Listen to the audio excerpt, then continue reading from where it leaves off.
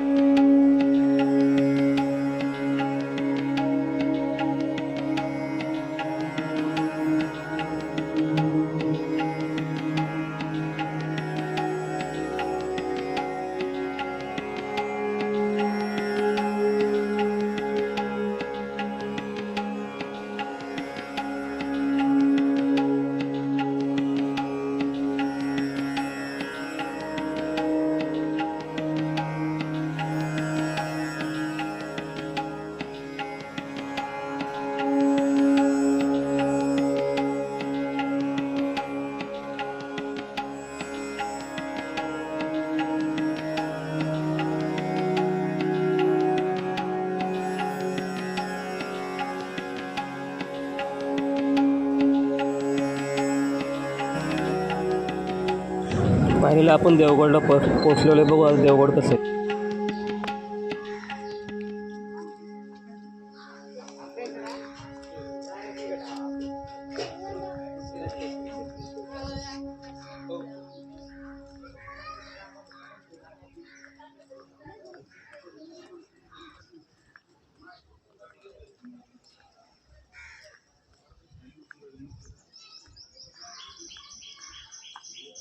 ह्याच प्रकारचं देवगडचं मंदिर आहे. देवगडला आलेलं आहे.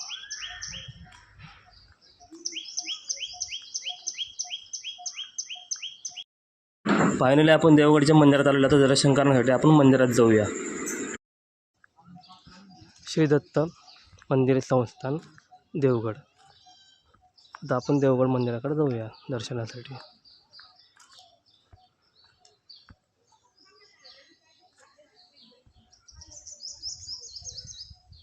हे पूर्ण देवगड परिसर आहे. देवगड मंदिराजवळचा परिसर असा आहे. चला जाऊया आतमध्ये.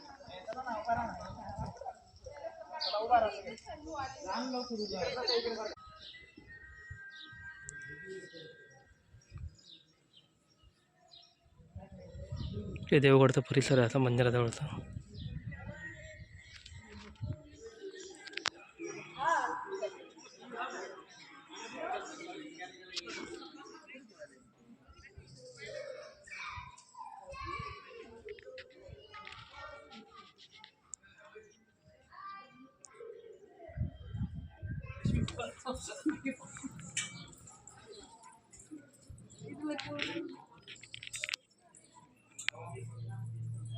प्रकारे देवगडचं संस्थान आहे एकदम क्लीन आणि स्वच्छ. इथं पूर्णपणे शांततावर स्वच्छता खूप आहे. इथं असं आपण आलेले मंदिरात तुम्ही बघू शकता की ते क्लीन आणि स्वच्छ आहे. एकदम शांत परिसर आहे मंदिरामध्ये. आपल्याला आतमध्ये मोबाईल अलाऊ नसल्यामुळे आपण मोबाईल दर्शन करता वेळेस मोबाईल नेला नाही आतमध्ये, कारण की मोबाईल परमिशन नव्हती आतमध्ये जाता वेळेस. हे असं मंदिराचा परिसर बघू शकता तुम्ही. एकदम शांत आणि क्लीन परिसर आहे.